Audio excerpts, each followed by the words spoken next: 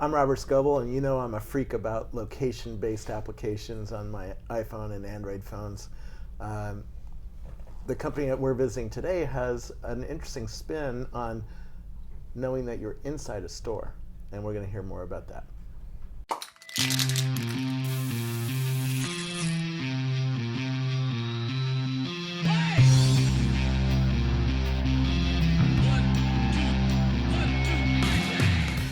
So who are you? Cyriac Roeding. I'm co-founder and CEO of Shopkick, and I have been an entrepreneur for 10 years or so. This is my third company. The first one was always in mobile, last 11 years. I'm a mobile freak. I like mobile a lot. First company was in Europe for mobile advertising in 1999. Cell phones had green screens. Text messaging was a geeky thing even in Europe, which means something. And we worked with Coke and McDonald's and Adidas and L'Oreal and 20th Century Fox and Nokia and Vodafone. That company turned profitable. My belief is that the role of a good manager is to make himself useless. So I left my own company in 2004. And I wanted to move to Silicon Valley or Shanghai. I went to both places and I landed in Los Angeles. What do you guys do? So you know I'm a location freak. I have 9,000 friends on Foursquare. Right. I've been using Foursquare for a while, even before it was cool. Yep. Yeah. Still not really cool yet, but well, we've got something for you. And I keep hearing about you guys, so I wanted to see what you're doing and learn more about what makes you guys different. So Shopkick is basically a simple idea. It's around, what if you could turn an offline store into an interactive world by using your cell phone, your iPhone, your Android phone that is connected to the internet? What if you could turn an offline store, flip a switch, and it's suddenly an interactive experience when you're inside the store? That was the initial idea, because it's a truly mobile use case. If you think about business models, I've seen a ton of mobile ideas that were more or less extensions of the online world, right? Where, for example, what's mobile video without mobile? Video. Yeah. Or mobile social networking without mobile is social networking, it's Facebook. Yeah. But what if you could create an idea that actually wouldn't make any sense without a phone? That simply has no meaning without a cell phone. Mobile meets retail is exactly that. Okay. You cannot turn an offline store into an interactive world without a mobile phone. Right. There is no way to do it. So that is exciting from my perspective, because it means that this is a truly mobile use case. The next point is, you would ask a question and say, what is the number one problem of every physical retailer in America? Getting customers in the door. Exactly. In their language, it's called foot traffic. Yeah. So now, if that's the case, that foot traffic is so important because the conversion rates are so good in physical retail, right? Much better than online. Online, 0.5% to 3% conversion if you go to a website. Offline, 20 to 95%, depending on the category of retail. Yep. In fashion, it's 20. In electronics, it's 40 to 60. And in groceries, it's 95. Yeah. In quick service restaurants, it's close to 100. Anybody who walked in the door walked in for a reason, and that is to buy something from you. Exactly right. Exactly right. So now, that's exactly the point. So if that's the case, that foot traffic is so important, then why does nobody ever reward anybody for visiting the store? It's because nobody knows you're at the store. No. The time that the retailer finds out that you're at the store is when? When you buy. Transact. In other words, when it's too late to add one more item to the basket. It's when you're leaving. In other words, there is no more opportunity to actually enrich your shopping experience or add an item. So now turn it around and look at it from the consumer perspective. When was the last time you were at a physical store and you felt really well treated? Apple Store. Okay, great. Good example. What about the 50 other stores you visit? Yeah. So in other words, there is very little. You always have to look for somebody to help you. You know? That's right. And sometimes you don't even want that, or maybe you don't find the right information. You have to wait. So nobody greets you as the shopping king or shopping queen. You never feel like a VIP. So what if you could turn all of that into an awesome consumer experience? What if you could empower consumers? Yeah.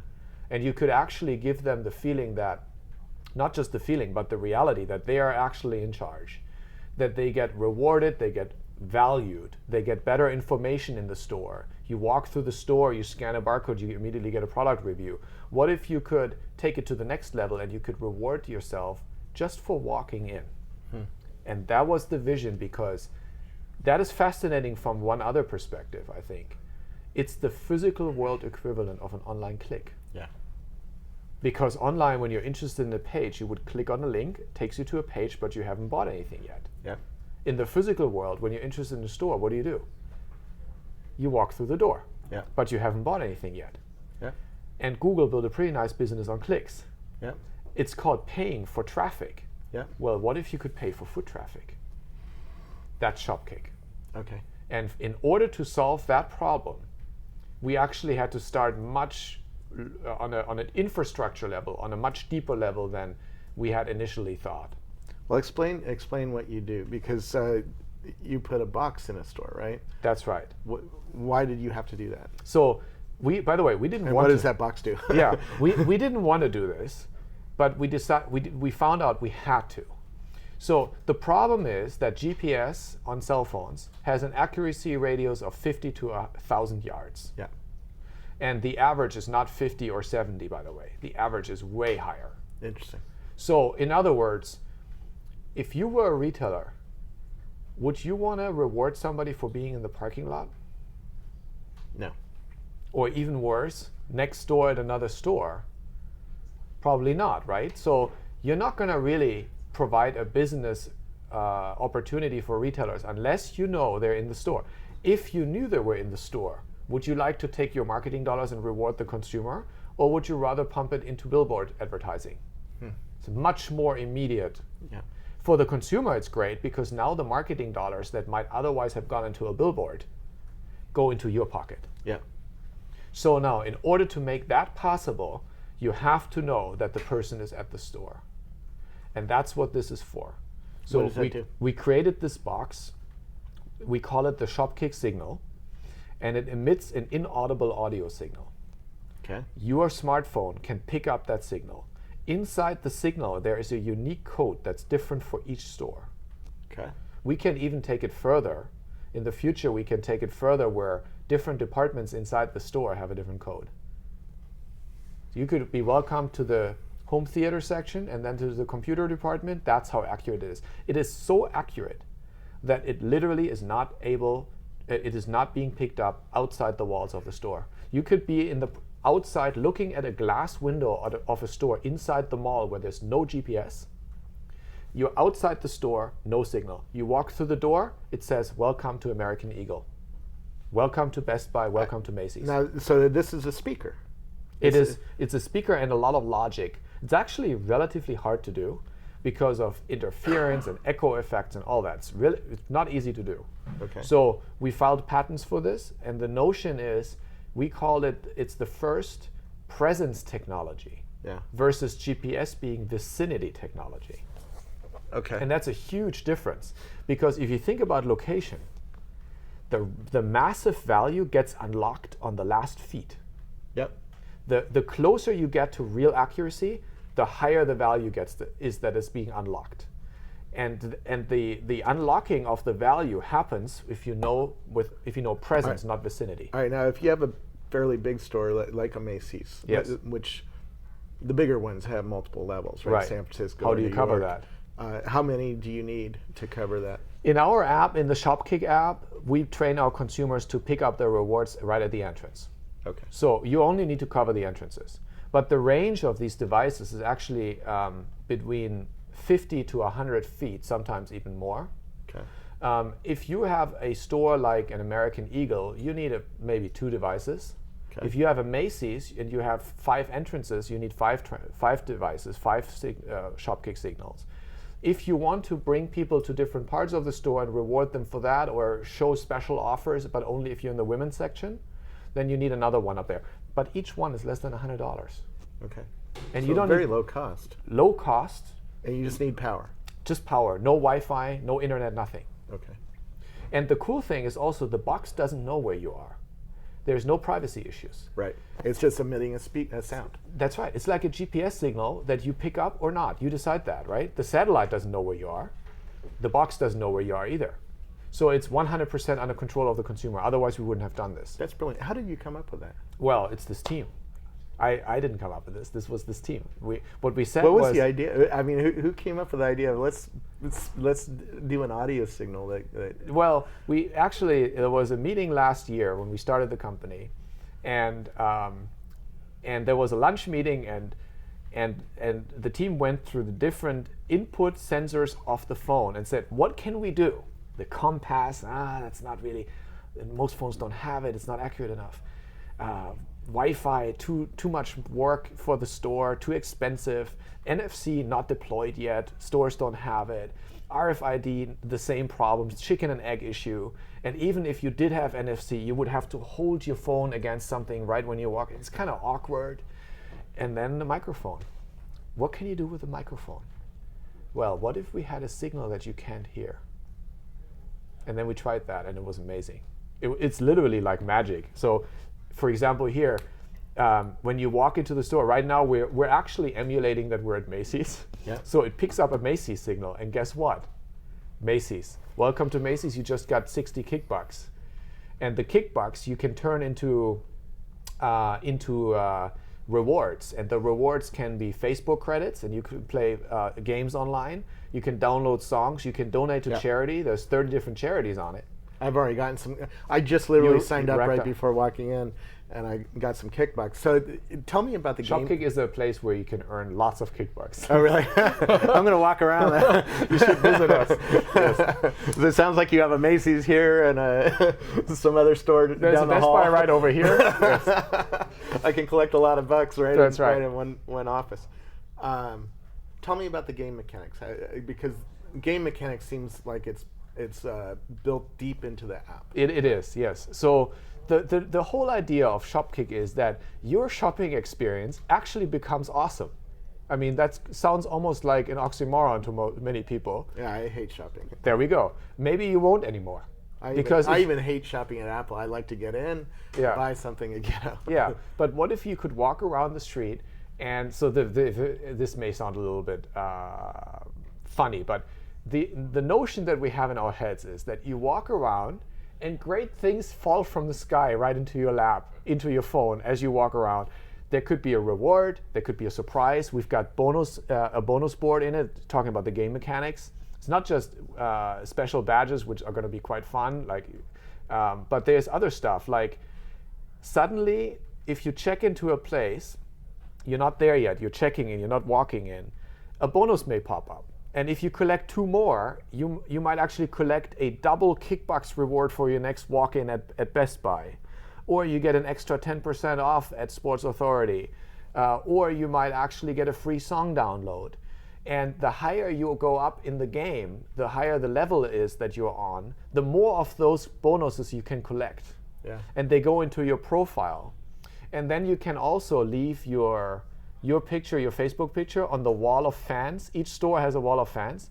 And if you want to be at the front of the chain of all the pictures shown, well, you have to come back because the next person moves right in front of you. Yeah.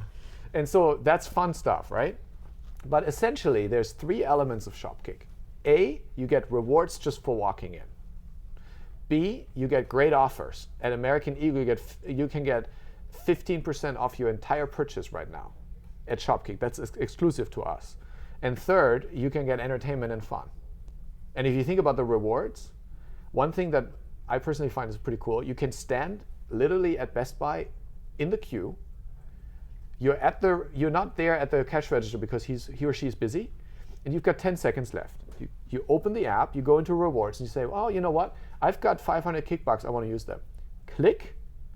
10 seconds later, you walk up, it's in the system waiting for you. You get your discount. On the receipt, it says Shopkick discount. It's the easiest redemption mechanism. How do you talk from Shopkick into Best Buy system? Goes into our server, connects with the Best Buy server. We we unlock the reward. We literally buy it from them, and then it shows up on your receipt as a Shopkick discount. Wow. We are already integrated into the point of sale system at Best Buy, where you can walk up, tell them your cell phone number, pulls up the Shopkick account, and gives you the applicable discounts. And the discounts may be different for you than for Rocky. based on what be. you're interested in. And then it says Shopkick discount on the receipt. I buy more toys than he does. Oh, I'm sure you do. And it shows Shopkick discount on the receipt, and it gives you the exact reward that is the discount that is applicable to you. Oh.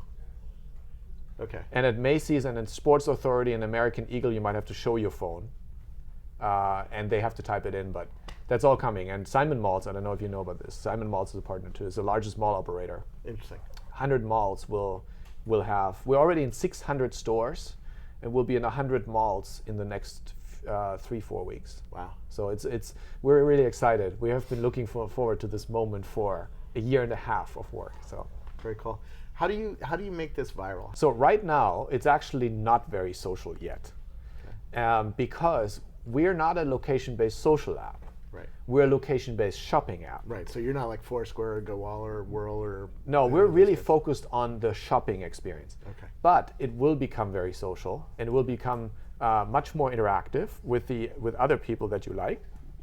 Are you hooking into the new Facebook Places API? Are you going to do stuff with Facebook? And we are or already are you going to make deals with Foursquare? So as I check in around the world on Foursquare, it reminds me of Shopkick. Right. So we're already a partner of Facebook because you can actually turn your kickbox into Facebook credits. Right. We're one of the early partners of Facebook. We're really excited about that. Right. But it doesn't check me in at the store. No, it doesn't. Okay. So in terms of social features, we'll build out a lot of stuff coming.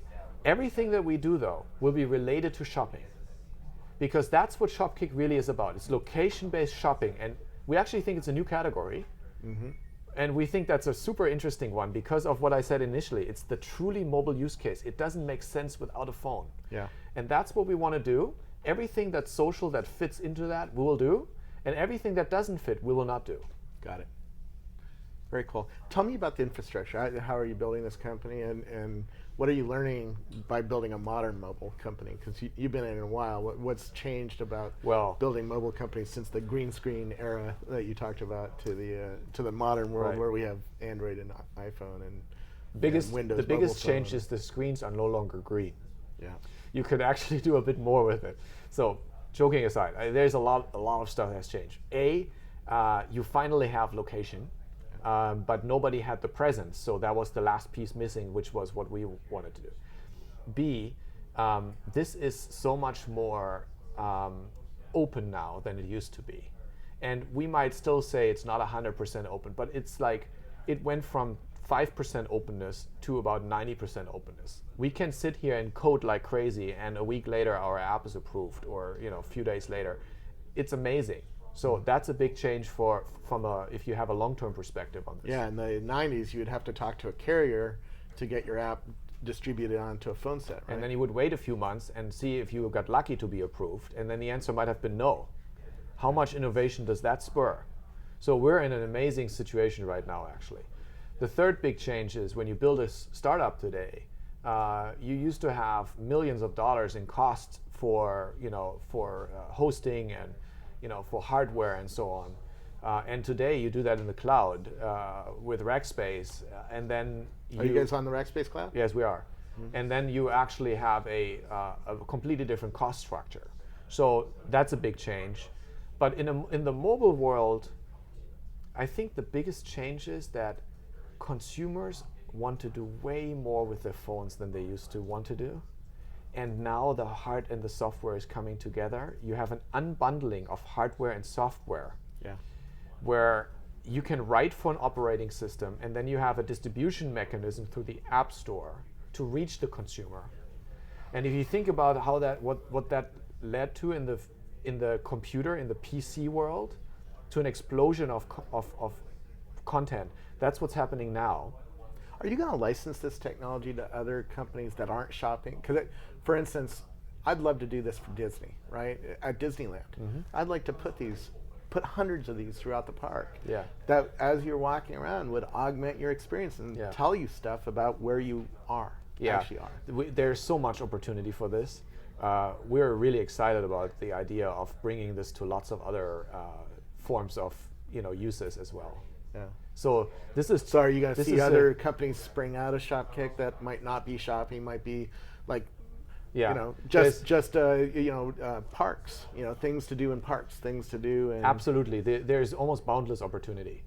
We don't want to lose our focus because it's very easy as a startup to get derailed and do lots of different things that we shouldn't focus on right now. But in a few months from now, why not go into something else in addition to that, as long as we don't lose our focus? That could be very exciting. Yeah. Well, you could license it to other companies. I think Foursquare should be licensing this and putting a Foursquare logo on it and putting them all over the world, right? Yeah, so there's lots of ways we could take this further. But Shopkick, at the very heart of it, is a consumer company. Yeah. And our goal is to create a new form of empowerment for consumers. And the cool thing about that is it also helps the retailers and the brands as we go along. So we're building this ecosystem, and Very that's cool. what we're really excited about. Very cool.